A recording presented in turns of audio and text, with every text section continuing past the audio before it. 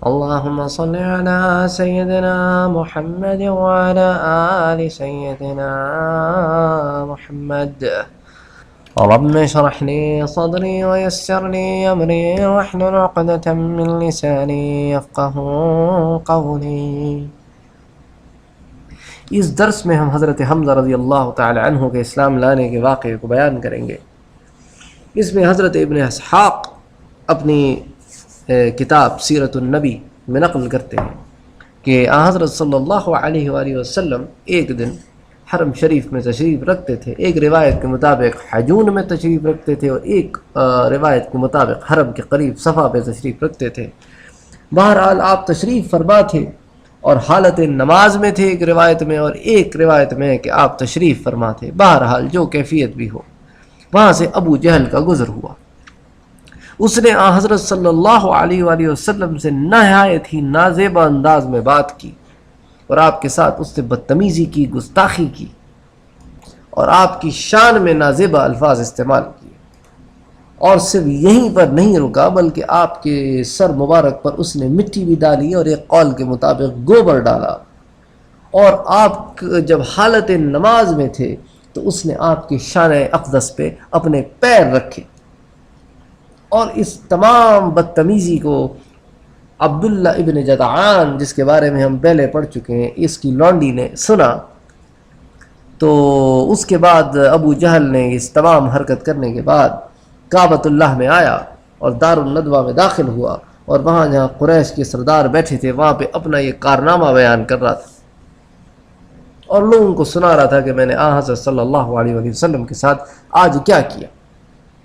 اچھا، اسی وقت حضرت حمزہ رضی اللہ تعالی عنہ مکے میں داخل ہوئے اور آپ سفر سے تشریف لا رہے تھے. آپ کی تلوار جو ہے آپ کی کمر سے لٹک رہی تھی، اور یہ ان کی عادت تھی کہ اکثر جب بھی تشریف لاتے شکار سے تو پہلے حرم شریف آتے، طواف فرماتے اور اس کے بعد اپنے گھر جاتے. غرض جب حضرت حمزہ حرم میں آ رہے تھے تو وہی عبداللہ ابن جدعان کی باندی، جس نے یہ ساری چیزیں سنی تھیں اور دیکھی تھیں، اس نے حضرت حمزہ رضی اللہ تعالی عنہ کو دیکھا تو اس نے کہا کہ حمزہ، تمہیں پتہ بھی ہے کہ آج تمہارے بھتیجے کے ساتھ کیا ہوا ہے؟ اچھا، اب یاد رکھیں کہ حضرت حمزہ اللہ کے رسول صلی اللہ علیہ وآلہ وسلم کے چچا بھی ہیں اور دودھ شریک بھائی بھی ہیں، تو دوہرا رشتہ ہے، اور پھر عمر بھی قریب قریب ایک ہی ہے. تو حضرت حمزہ نے کہا کہ کیا کیا ہے؟ اس نے کہا، اے ابو عمارہ، تمہیں کچھ خبر بھی ہے؟ تمہیں پتہ ہے ابھی ابھی یہاں پہ ابو الحکم ابن ہشام یعنی ابو جہل نے تمہارے بھتیجے کے ساتھ کیا سلوک کیا ہے؟ اس نے کہا، اللہ کی بندی بتاؤ بھی صحیح، کب تک پہلیاں بجھواؤ گی؟ اس نے کہا، تمہارے بھتیجے یہاں بیٹھے تھے، ابو جہل آیا اور اس نے ان کے ساتھ یہ کیا اور یہ کیا اور یہ کیا اور یہ کہا اور یہ کہا. اس کے بعد وہ یہاں سے چلا گیا اور تمہارے بھتیجے نے اس کو کچھ نہیں کہا اور نہ اس کو کچھ کیا. تو حمزہ نے پوچھا، سن، جو تو بیان کر رہی ہے تو نے اپنی آنکھوں سے دیکھا ہے؟ اس نے کہا، خدا کی قسم میں نے اپنے کانوں سے سنا ہے اور اپنی آنکھوں سے دیکھا ہے. وہ ابو جہل ہی تھا اور اس نے تیرے بھتیجے محمد بن عبداللہ کے ساتھ بدتمیزی کی. یہ سننا تھا کہ حضرت حمزہ تو بھائی جلال میں آ گئے، غصے میں آ گئے، جوش میں آ گئے، اور فوراً حرم میں داخل ہوئے اور ابو جہل کو ڈھونڈنے لگے. اور ابو جہل ان کو مجمع میں نظر آ گیا اور مجمع میں بیٹھا ابھی بھی ڈنگے مار رہا تھا. حضرت حمزہ سیدھا اس کی طرف گئے اور بالکل اس کے سر پر پہنچ کر نہ اپنی کمان قوت سے اس کے سر پر ماری تو اس کا سر پھاڑ دیا.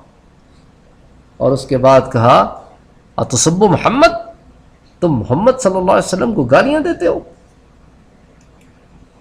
تو سن لو، میں نے بھی ان کا دین اختیار کیا اور جو وہ کہتے ہیں میں بھی وہی کہتا ہوں. ہمت ہے تو میرا کچھ بگاڑ سکتے ہو تم ابو جہل؟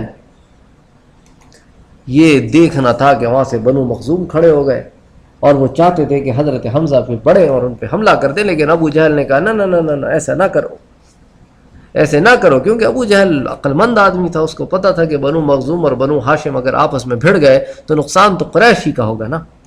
اور ابو جہل کے خاندان کے لوگ کہنے لگے کہ اب ہمیں تمہارے بارے میں بھی پتہ چل گیا ہے کہ اب تم بھی بددین ہو گئے ہو. تو حضرت حمزہ نے کہا، کسی میں ہمت ہے کہ مجھے روک لے؟ مجھ پر بھی حقیقت روشن ہو گئی ہے اور میں گواہی دیتا ہوں کہ اللہ کے رسول سچے ہیں. اور وہ اللہ ہی کے رسول ہیں اور وہ جو پیغام لائے ہیں وہ پیغام بھی سچا ہے، میں ہرگز کبھی ان کو نہیں چھوڑوں گا، اگر تم سچے ہو تو مجھے روک کر بتاؤ۔ ابو جہل نے کہا، سوچا کہ یار یہ تو معاملہ بڑا گرم ہو گیا ہے، تو اس نے معاملے کو ٹھنڈا کرنے کے لیے کہا کہ اے اللہ کے بندو، چھوڑو ابو عمارہ کو، چھوڑو ابو عمارہ کو، غلطی میری ہے، میں نے ان کے بھتیجے کو برا بھلا کہا تھا، ان کی کوئی غلطی نہیں ہے، انہوں نے تو آ کے اپنے بھتیجے کا صحیح بدلہ لیا ہے مجھ سے۔ اس کے بعد حضرت حمزہ رضی اللہ تعالی عنہ اسلام پر ہی باقی رہے، اگرچہ انہوں نے ابھی فی الحال تو ابو جہل اور اس کی کمپنی کے سامنے مسلمان ہونے کا اعلان کر دیا تھا، لیکن وہ جوش اور جذبے میں آ کے انہوں نے کیا، دل سے انہوں نے ابھی اس بات کو قبول نہیں کیا تھا، اور پھر ان کو پھر شیطان نے ورغلانا شروع کیا۔ چنانچہ جب وہ اپنے گھر پہنچے تو اپنے آپ میں کہنے لگے کہ یار تو قریش کا آدمی ہے، اتنا بڑا سردار ہے، تو اپنے باپ دادا کے دین کو چھوڑ دے گا حمزہ اور ایک بندے کی پیروی کرے گا؟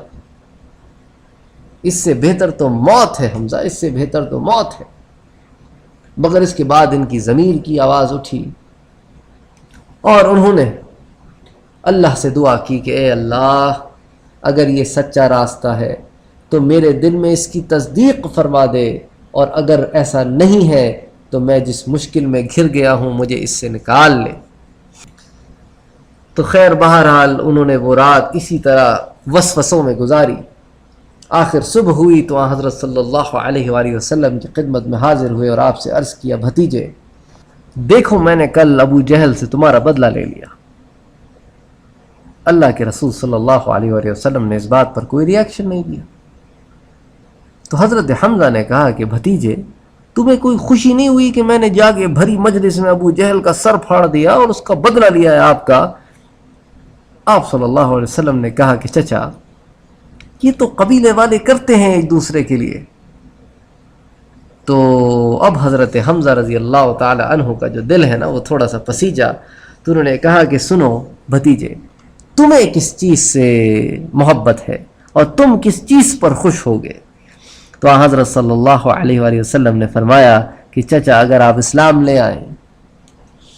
تو حضرت حمزہ نے کہا کہ دیکھو بھتیجے، میں ایک بڑی مشکل کے معاملے میں پھنس گیا ہوں، مجھے کوئی راستہ سمجھ میں نہیں آتا،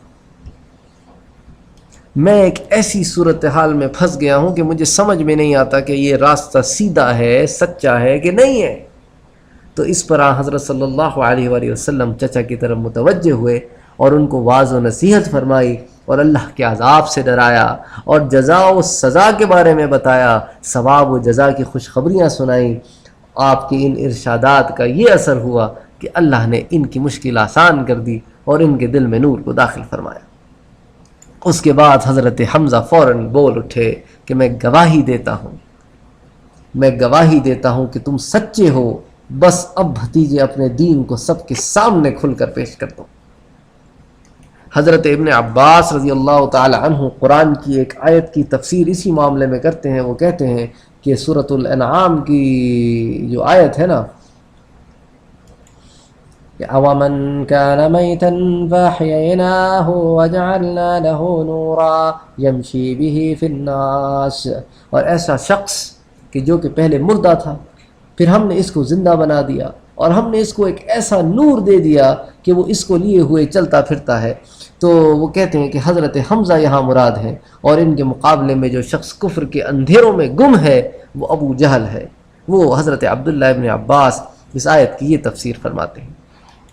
غرض حضرت حمزہ رضی اللہ تعالی عنہ کے اسلام لانے سے حضرت بے حد خوش تھے، کیونکہ حضرت حمزہ قریش میں سب سے زیادہ معزز آدمی تھے، یعنی نوجوانوں میں ایک مقام تھا ان کا، بہت ہی دلیر اور بہت ہی بہادر آدمی تھے، اور اللہ نے ان کو بہت طاقت دی تھی اور بہت خوددار آدمی تھے۔